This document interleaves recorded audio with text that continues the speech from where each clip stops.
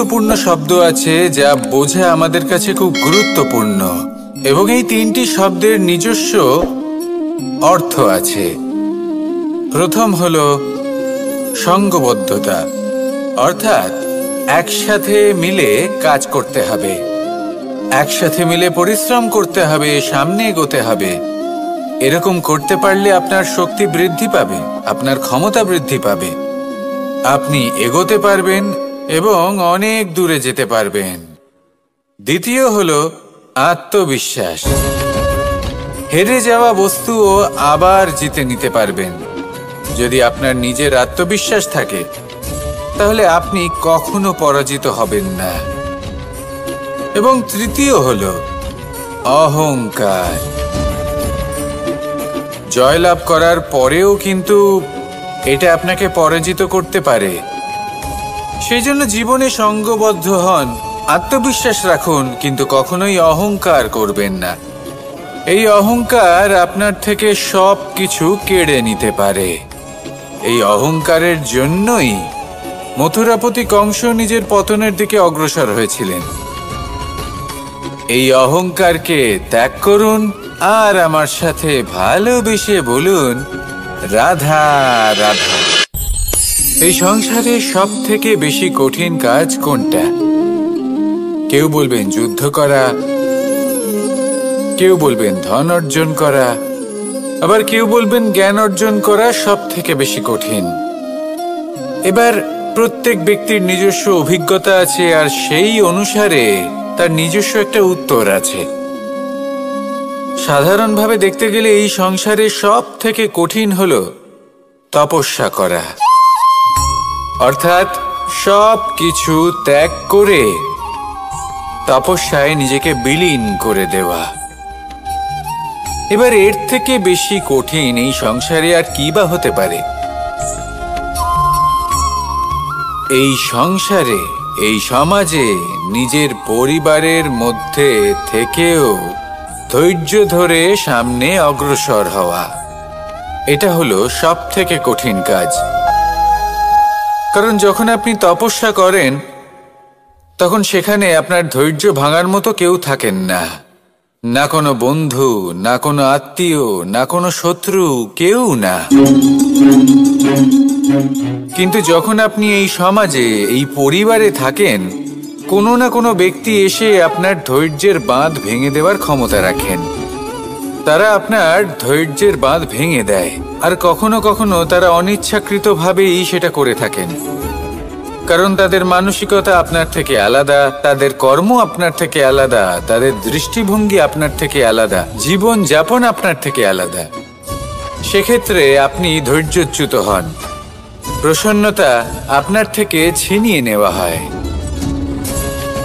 সেই জন্য এই সংসারে, এই পরিবারের থেকেও ধৈর্য ধরে সামনে অগ্রসর হওয়া কোনো পর্বতের শিখরে গিয়ে তপস্যা করার থেকেও অনেক বেশি কঠিন। আর যে ব্যক্তি এই সমাজেই, এই পরিবারে, সেই সকল মানুষের মধ্যে থেকে গিয়েও ধৈর্য ধরে অগ্রসর হতে থাকেন, যারা এই কাজটা শিখে নিতে পারেন, তারাই কিন্তু জীবনে আনন্দ লাভ করতে পারেন। এই ধৈর্যই শেষে আপনার জীবনে প্রসন্নতা বহন করে আনবে। তাই ধৈর্য ধরে জীবনের পথে অগ্রসর হন আর আমার সাথে ভালোবেসে বলুন, রাধা রাধা।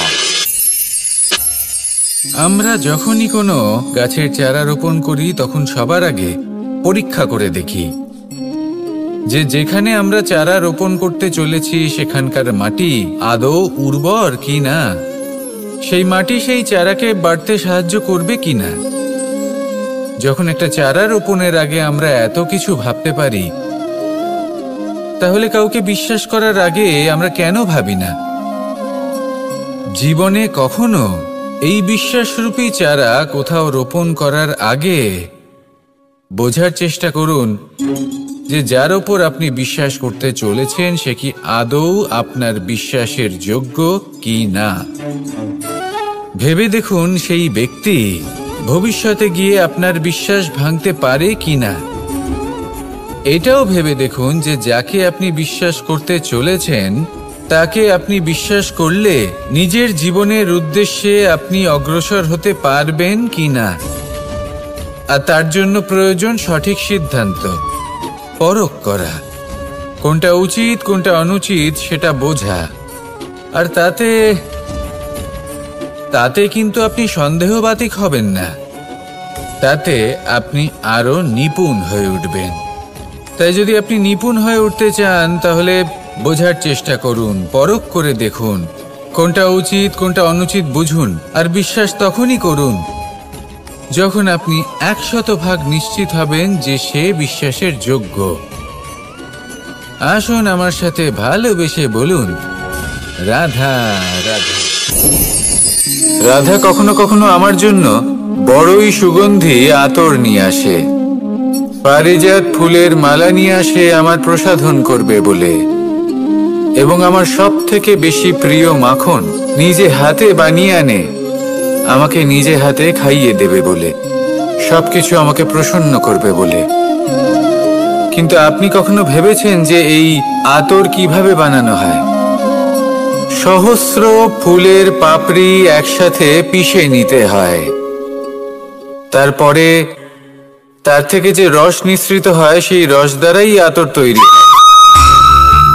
অনেক সংখ্যক ফুলকে অসীম যন্ত্রণা ভোগ করতে হয়, তবে তারা আমার প্রসাধন সামগ্রী হয়ে উঠতে পারে।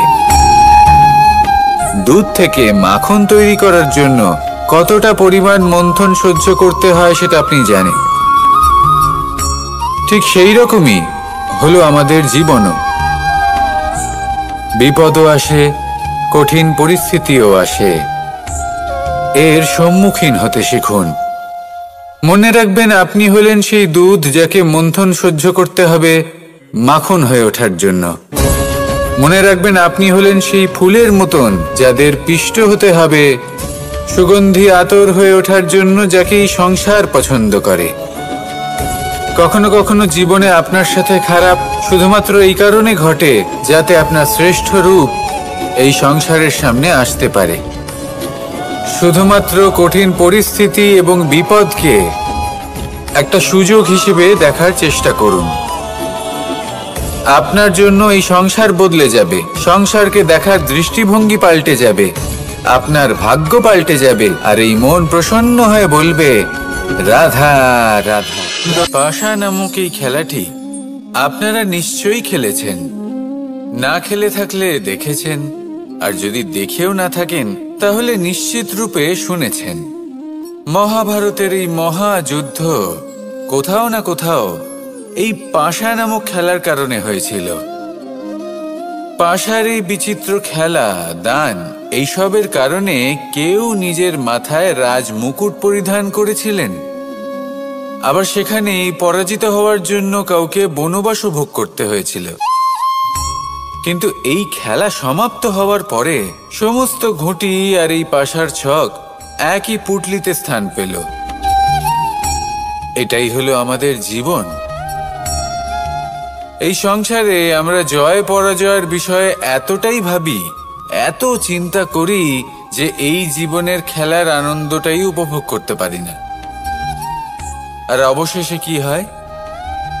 কেউ জয়ী হন, কেউ পরাজিত হন, কিন্তু দুজনেই একই স্থানে পৌঁছে যান। প্রত্যেক ব্যক্তি মৃত্যুর পরে একটি নির্দিষ্ট স্থানেই পৌঁছতে বাধ্য, কিন্তু ততক্ষণ এই জীবন, এই খেলা, তার আনন্দ উপভোগ করুন।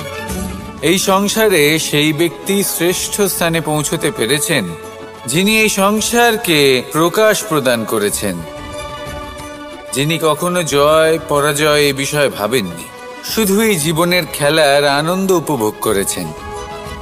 এটাই আপনিও করুন, আর আমার সাথে ভালোবেসে বলুন, রাধা রাধা।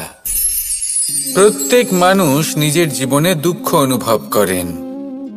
প্রত্যেকের দুঃখ আলাদা হতে পারে। কারোর মনে এই দুঃখ থাকে যে সে তার বাবা মায়ের সব ইচ্ছে পূরণ করতে পারেননি।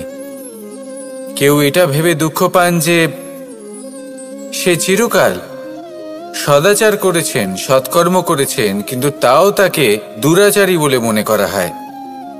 কেউ এটা ভেবেও দুঃখ পান যে তার সামনে যে ব্যক্তি রয়েছেন তার চোখে তিনি শত্রু হয়ে উঠেছেন বা দুষ্ট হয়ে উঠেছেন, যেখানে তিনি হয়তো কোনো অনুচিত কাজই করেননি।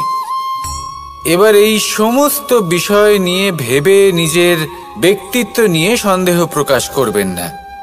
যদি নিজের ব্যক্তিত্ব নিয়ে কোনো সন্দেহ থেকে থাকে, তাহলে কর্ম সংক্রান্ত প্রশ্ন করুন যে আপনি যা করেছেন তাতে কি উচিত ছিল, কি অনুচিত ছিল।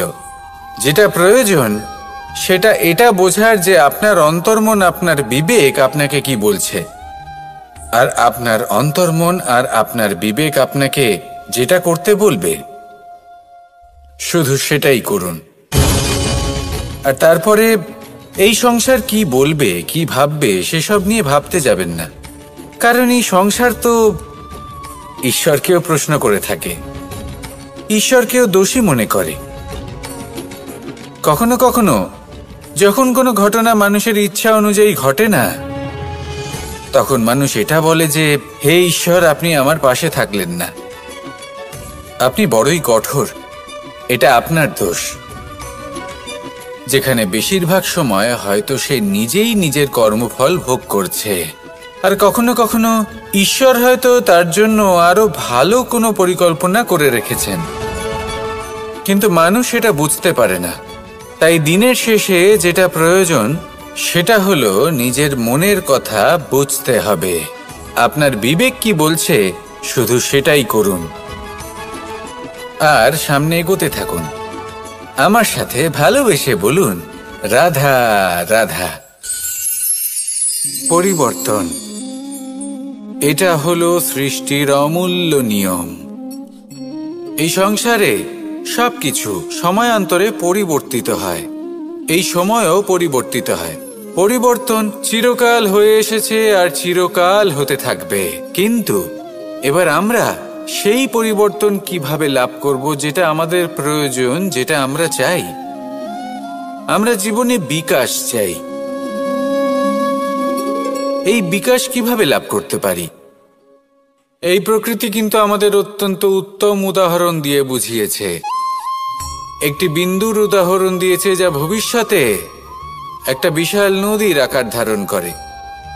এটা কিভাবে হয়? মেঘ থেকে একটি বিন্দু ঝরে পড়ে সেই পর্বতের ওপর যেখানে হিম আছে। সেই হিমের সংস্পর্শে আসা মাত্র সেই বিন্দুর সাথে আরো বেশ কিছু বিন্দু যুক্ত হয়। তারপর তারা অগ্রসর হয়, আরো কিছু বিন্দু যুক্ত হয়, আস্তে আস্তে একটা ক্ষীণ ধারার রূপ ধারণ করে, এবং সেটাই ভবিষ্যতে আরো এগোতে থাকে। অনেকটা যাওয়ার পর যখন অনেক সংখ্যক বিন্দু একসাথে যুক্ত হয়, তখন সেটা বিশাল নদীর আকার ধারণ করে। এবার আমরা মানুষ বলে আমাদের সাথে এই নিয়মের অন্যথা হয় তা নয়। আমরাও এই প্রকৃতির অংশ, আমাদের ক্ষেত্রেও একই নিয়ম প্রযোজ্য। যখন পরিশ্রম করে অনেক সংখ্যক বিন্দু আমরা একত্রিত করব, তখনই পরিবর্তনের নদী প্রবাহিত হবে। প্রয়োজন হলো নিরন্তর পরিশ্রম করা এবং ধৈর্য ধরা। এটা করতে থাকুন, জীবনে সব কিছু লাভ করতে পারবেন।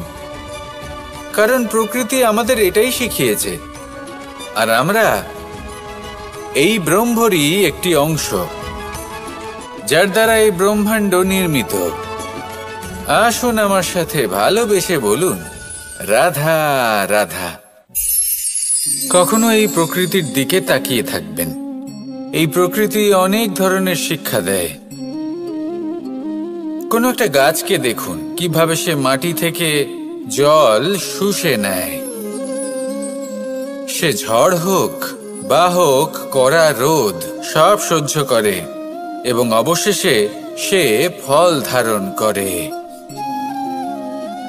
আর সেই ফল উৎপন্ন করার পরে সে ফল কিন্তু সে নিজে গ্রহণ করে না, এই সংসারকে প্রদান করে, যাতে পশু পাখি মানুষ তারা এই ফল গ্রহণ করে শক্তিশালী হয়ে উঠতে পারে, সুস্থ থাকতে পারে।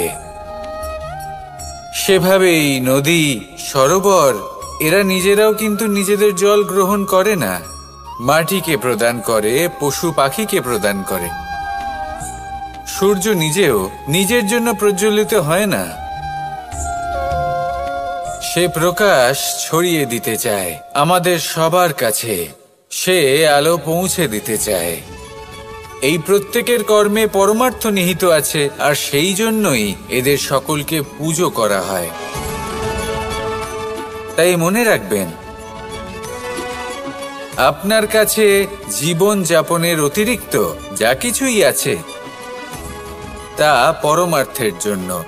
তাহলে তার সদ্ব্যবহার করুন আর আমার সাথে ভালোবেসে বলুন, রাধা রাধা।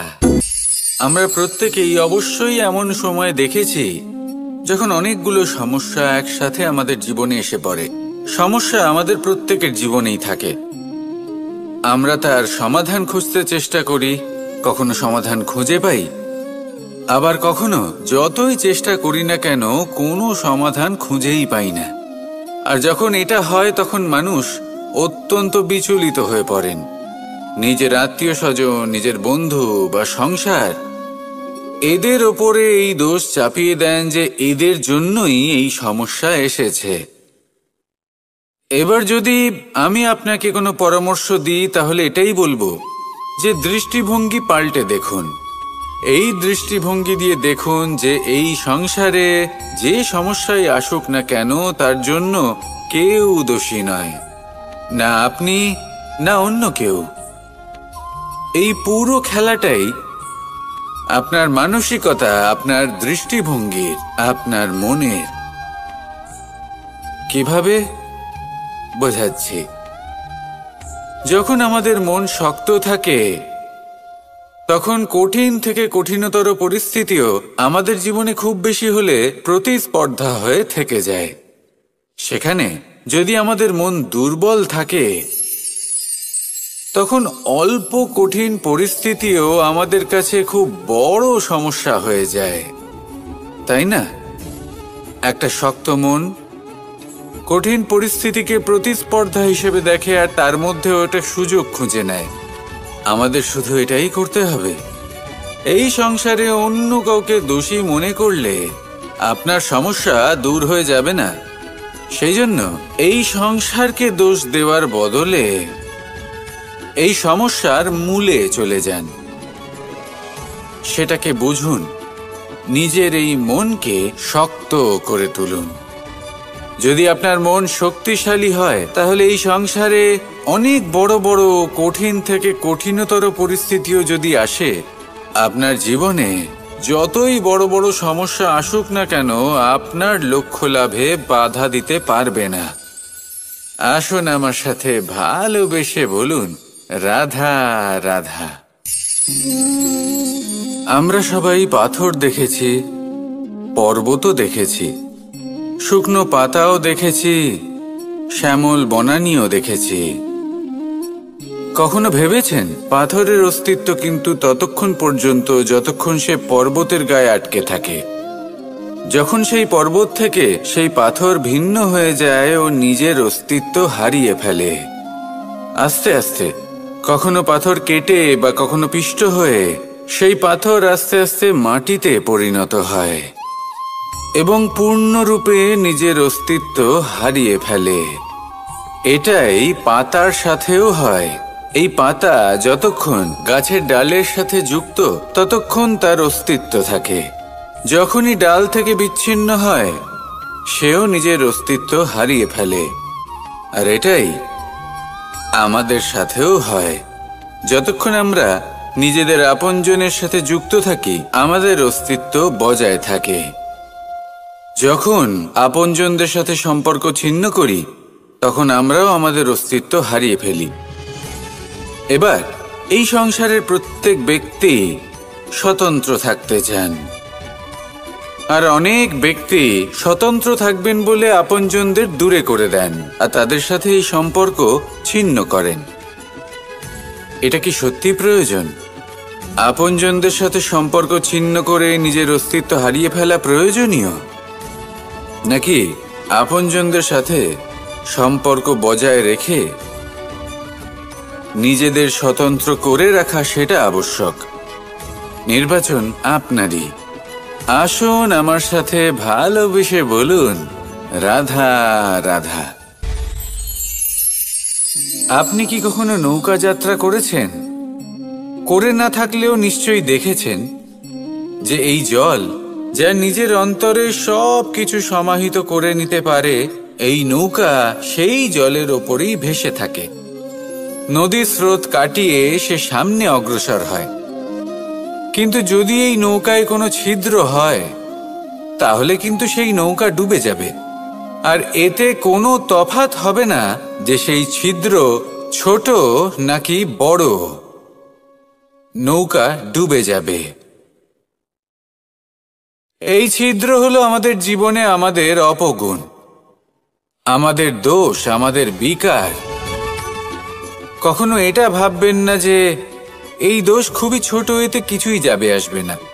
না, সেই ছোট দোষ, সেই ছোট বিকার, যদি সেটাকে শুধরে না নেন, তাহলে সেটা আপনাকে আপনার পতনের দিকে নিয়ে যাবে। শেষ পর্যন্ত এটা আপনার ওপর নির্ভরশীল যে আপনি কি চান। আপনার জীবনের এই নৌকা এভাবেই ডুবে যেতে দেখবেন, নাকি নিজেকে শুধরে নিয়ে সেই নৌকার সেই ছিদ্রটাকে ভরিয়ে তুলতে চাইবেন? নির্বাচন আপনার।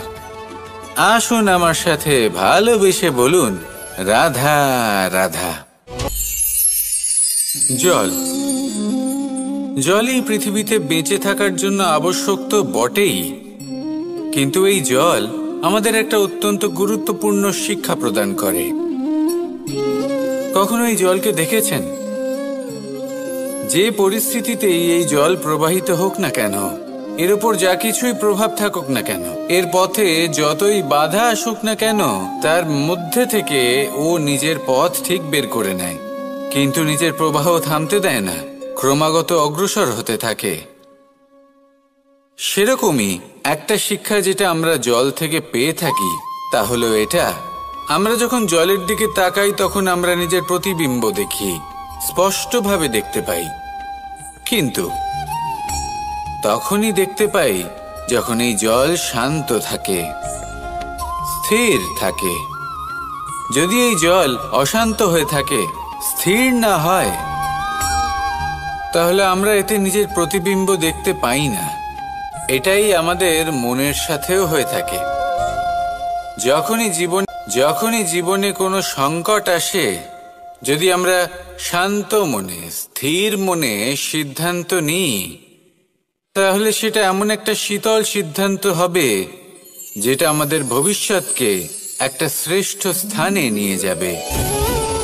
যদি এই মন অশান্ত হয়, বিচলিত হয়, পীড়িত হয়, দুঃখিত হয়ে থাকে, রুষ্ট হয়ে থাকে, তাহলে অনেক সময় আমরা এমন সিদ্ধান্ত নিই যেটা আমাদের জন্য অনুচিত প্রমাণিত হয়। যখন আপনি ক্রুদ্ধ ছিলেন বা দুঃখের বশে ছিলেন, তখন অনেক সময় হয়তো এমন সিদ্ধান্ত নিয়েছেন যেটার জন্য ভবিষ্যতে আপনি অনুশোচনা করেছেন। এবার দেখুন, এই আবেগগুলো থেকে আমরা পালাতে পারবো না, কিন্তু এই আবেগগুলো আপনার উপর কতটা প্রভাব ফেলবে সেটা আমরা অবশ্যই ঠিক করতে পারি।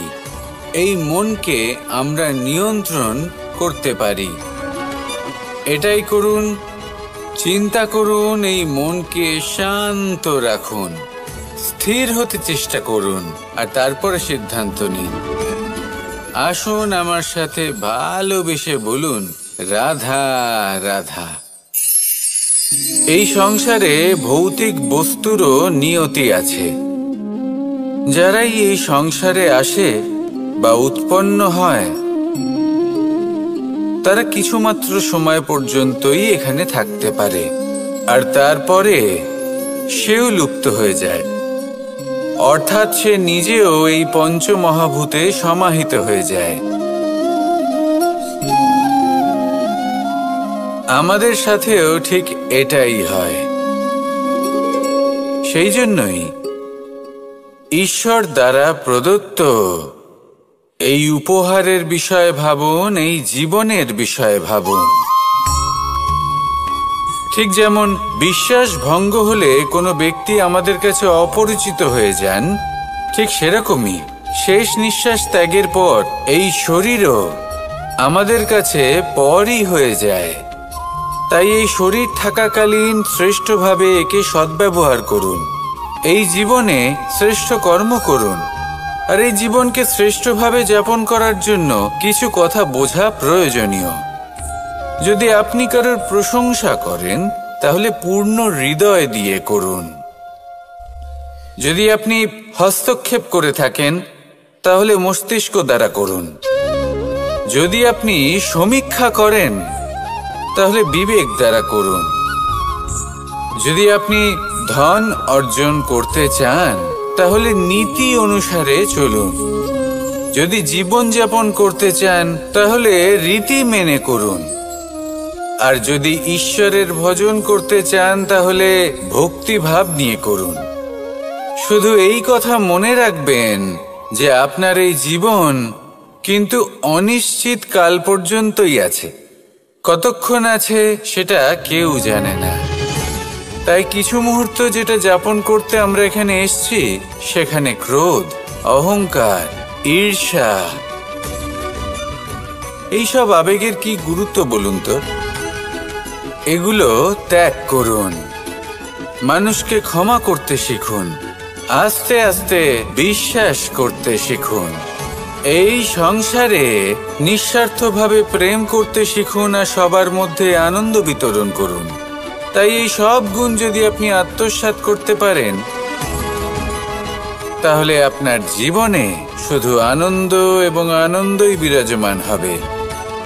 আসুন আমার সাথে ভালোবেসে বলুন, রাধা রাধা। এবার কখনো কখনো জীবনে আমাদের মনে হয় যে চতুর্দিকে শুধুমাত্র অন্ধকারই হয়ে আছে। প্রত্যেকেরই তা কখনো মনে হয়। আর তখনই আমাদের নিরাশ হলে চলবে না, আমাদের দুঃখী হলে চলবে না। সেই সময় আমাদের খুঁজতে হবে নিজেদের আশেপাশে, চতুর্দিকে আর কোথাও না কোথাও আমরা প্রকাশ অবশ্যই দেখতে পাবো। আশার একটা কিরণ অবশ্যই দেখতে পাবো। কেউ এমন একটা কর্ম করেন যেটা দেখে আমরা প্রেরিত হয়ে যাই। আর এমন কোনো কর্ম যদি আপনারা করেন তাহলে সেই কর্ম আপনার মনকে প্রসন্ন ভাব, আনন্দ এবং ভালোবাসার দ্বারা ভরিয়ে তুলবে। আপনার অন্তরের সেই অন্ধকারের অন্ত করবে, দুঃখেরও অন্ত করবে। আর এই মন প্রসন্ন ভাব নিয়ে বলবে, রাধা রাধা। দেখতে গেলে এই সংসার বড়ই সুন্দর, কিন্তু আসল সত্যি এটাই যে সংসারে সবকিছু নশ্বর। যেটা কাল ছিল তা আজ নেই, যা আজ আছে তা কাল ছিল না, আর যা আজ আছে তা কালও থাকবে না। প্রত্যেক মানুষকেই যথাসময়ে কালের কাছে মাথা নত করতে হয়। এই রূপের বিনাশ করে বার্ধক্য, প্রাণের বিনাশ করে মৃত্যু। আলস্য, ঈর্ষা ধর্মের বিনাশ করে, আর ক্রোধ বিনাশ করে সম্পর্কের। কিন্তু এরকম একটা অনুভূতি আছে যা একাই সমস্ত গুণ বিনাশ করতে সক্ষম হয়, আর সেটা হলো অহংকার। তাই জ্ঞানকে নিজের কাছে আসতে দিন, কিন্তু অহংকারকে কখনোই নয়। কারণ যদি এই অহংকার আপনার কাছে চলে আসে তাহলে জীবনে যা কিছু আপনি অর্জন করেছেন, তা সে গুণ হোক বা হোক ধন, সে বন্ধু হোক বা হোক আনন্দ, সবকিছু শেষ হয়ে যাবে। রাধা রাধা। এই পাথর দেখতে পাচ্ছেন আপনি? কত গোল, কতটা চকচকে। বাচ্চাদের অনেক সময় এটা নিয়ে খেলতে ভালো লাগে, আর কেনই বা লাগবে না? কতটা সুন্দর আর মসৃণ এটা। কিন্তু আপনি কি কখনো ভেবে দেখেছেন এই পাথর আগে কি ছিল? কোনো বিশাল আকার পর্বত, কোনো বিশাল আকার পাথরের একটা বড় ভেঙে যাওয়া অংশ বিশেষ, যেটা কোনোভাবে নদীতে পড়ে নদীর ধারার সাথে বইতে থাকলো, মাটির সাথে ঘর্ষণ হলো, বালির কণার সাথে ঘর্ষণ হতে থাকলো, আর তারপর ধীরে ধীরে এই আকার পেল। এবার আমরাও এই পাথরের মতোই। তাই মনে রাখবেন, আপনার ব্যক্তিত্ব, আপনার এই স্বরূপ ঈশ্বরের দেওয়া কখনোই নয়। হ্যাঁ, প্রকৃতি অবশ্যই আপনাকে জন্ম দিয়েছেন, কিন্তু আপনি নিজে নিজের ব্যক্তিত্বের রচয়িতা, আর আপনি তা রচনা করেন কঠিন পরিস্থিতির মুখোমুখি হয়ে, সংকটের ধারা পার করে। তাই আপনিও এই পাথরের মতো নিরন্তর চেষ্টা করতে থাকুন, নিজের অস্তিত্ব বজায় রাখুন, এই অস্তিত্বকে মহান করতে থাকুন, আর আমার সাথে ভালোবেসে বলুন, রাধা রাধা। বর্ষাকালে যখন ভয়ানক বৃষ্টি হয়, তীব্র গতিতে যখন হাওয়া চলে, তখন আপনি নিশ্চয়ই দেখেছেন যে পাখিরা, যাদের বাসা মাঝে মাঝে ভেঙে পড়ে, নষ্ট হয়ে যায়, কিন্তু আপনি কি কখনো সেই পাখিদের বিলাপ করতে দেখেছেন? কখনো নয়। যখনই সেই বৃষ্টি থেমে যায়, তারা আবার একটু একটু করে খড়কুটো জোগাড় করে তাদের বাসা বানিয়ে ফেলে, নিজের সংসার সেই রকমই বানিয়ে দেয় যেমন আগে ছিল। এমন কেন? কারণ এই ঝড়ের তাণ্ডবের সাথে সেই পাখিদের কোনো বোঝাপড়া করারই নেই।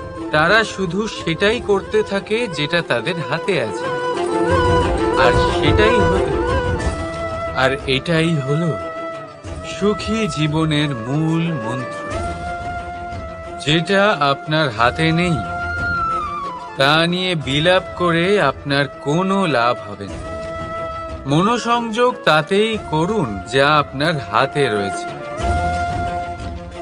যা বদলে গেছে তাকে আপনি আবার বদলাতে পারবেন না, কিন্তু যা আপনি বদলাতে পারবেন তাতে মনোসংযোগ করুন।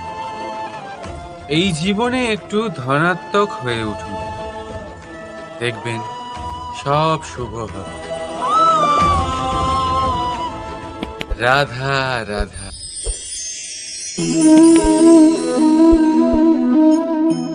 ছোটবেলায় একটা জিনিস আমি কখনো বুঝে উঠতে পারিনি। আমি সবসময় আশ্চর্য হয়ে থাকতাম যে এটা কি করে সম্ভব হতে পারে। ব্যাপারটা ছিল এরকম, আমি আমাদের গোয়াল ঘরে দেখতাম ভিন্ন ভিন্ন রং রূপের গাভী। কারোর রং কালো তো কারোর রং সাদা, কেউ খয়েরি তো কারোর রং বাদামি। এবার আমি দেখতাম কারোর কারোর শিং বড় তো কারোর এত ছোট যে দেখাই যায় না। কোনো গাভী আকারে ছোট ছিল তো কেউ একটু বড়, কিন্তু যখন সেই সব গাভী দুধ দিত,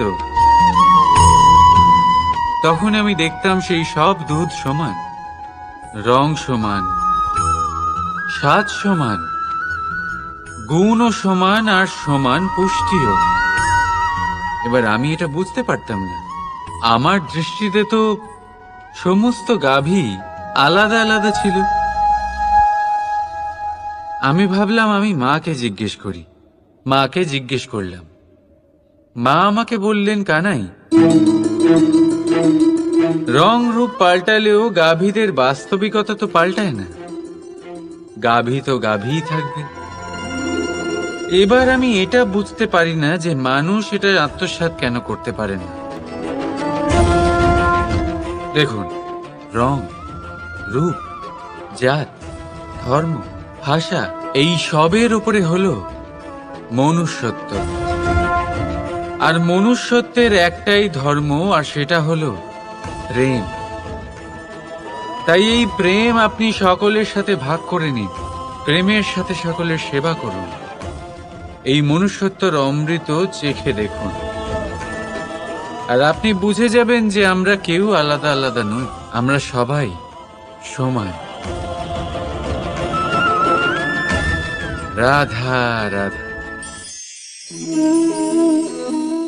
সাগর কত বিশাল হয় এই সাগর, কি না করতে পারে এই সাগর। এক মুহূর্তের মধ্যে সব ধ্বংস করে দিতে পারে, প্রলয় ডেকে আনতে পারে, সংসার মুছে ফেলতে পারে। এই সাগর জীবন জ্যোতি নিভিয়ে দিতে পারে। কিন্তু এই সাগর যা মেটাতে পারে না তা হলো একজন তৃষ্ণার্তের তৃষ্ণা। অন্যদিকে এই ঘোড়া যা এতটাই ছোট যে গোপিনীরা একসঙ্গে অনেকগুলো নিয়ে চলতে পারে, কিন্তু এই ছোট ঘোড়া অনেকের তৃষ্ণা মেটাতে পারে।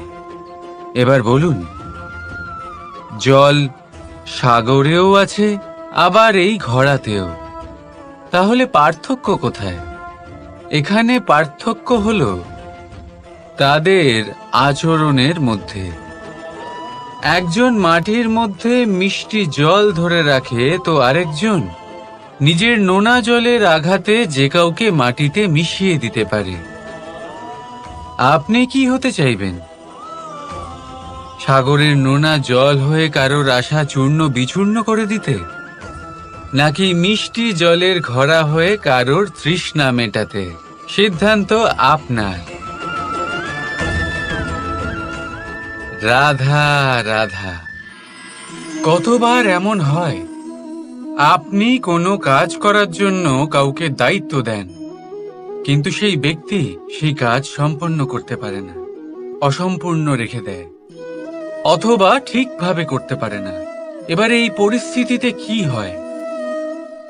আপনি ক্রুদ্ধ হয়ে যান, তার উপরে আপনি রেগে যান, তাকে তিরস্কার করেন, আর তারপরে সেই কাজ সম্পন্ন করতে আপনি নিজেকেই নিযুক্ত করেন, আর শেষ পর্যন্ত সেই কাজ সম্পন্ন হয়েই যায়।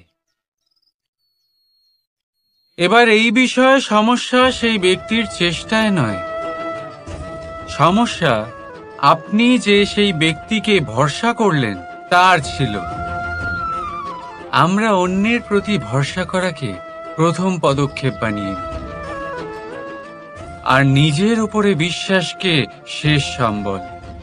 কিন্তু তার বদলে এটাই হওয়া উচিত যে নিজের উপরে ভরসাকে আমরা প্রথম পদক্ষেপ বানাই, তাকে নিজের সহায় মানতে হবে। যদি আপনি এমন করেন তাহলে পরিণাম আরো সুখকর, আরো আনন্দদায়ক হবে। তাই মনে রাখবেন, এই সংসারে আপনার সব থেকে বড় ভরসা আর কেউ নেই। এই সংসারে আপনার সব থেকে বড় রক্ষাকর্তা আর কেউ নেই, বরং আপনি নিজেই। রাধা রাধা। আসুন আপনাকে একটা প্রশ্ন করছি, সোনা আর লোহার মধ্যে তফাৎ কি? এবার বেশিরভাগ লোকের উত্তর এটাই হবে যে সোনা বহুমূল্য, সোনার মূল্য লোহার থেকে অনেক বেশি। এটা ঠিক, কিন্তু আমাদের এটা ভোলা ঠিক হবে না যে সোনা আমাদের সাজগোজের কাজে লাগে, আমাদের আরো বেশি সুন্দর দেখায়। অন্যদিকে লোহা সেই সৈনিকদের ঢাল ও তলোয়ার হয়ে তাদের রক্ষা করে যারা আমাদের প্রাণকে রক্ষা করেন। এই সৈনিক না থাকলে আমাদের প্রাণও থাকবে না। এবারে বলুন, সোনার মূল্য বেশি হওয়াতে কি লোহার মূল্য কমে যায়? কখনোই না। ঠিক সেইভাবে এই জীবনে আপনি যতই চেষ্টা করুন, কিছু না কিছু এমন থেকে যাবে যা আপনি কখনোই পাবেন না, আর সেই কারণে নিজেকে অক্ষম মনে করা অনুচিত। হতে পারে আপনার কাছে সেই গুণ আছে যেটা সংসারে আর কারোর কাছে নেই। সেই গুণটাকে চিনুন, সেটাকে বাড়ান, আর সেটাকে ব্যবহার করুন। তাই মনে রাখবেন, সংসারে প্রত্যেকটা ব্যক্তি বিশেষ হয়, আর এই সংসারে সবাই সবকিছু পায় না। নিজেই দেখে নিন, সোনাকে যে দোকানে সাজিয়ে রাখা হয় সেই দোকানের তালা লোহা দিয়ে তৈরি হয়। রাধা রাধা।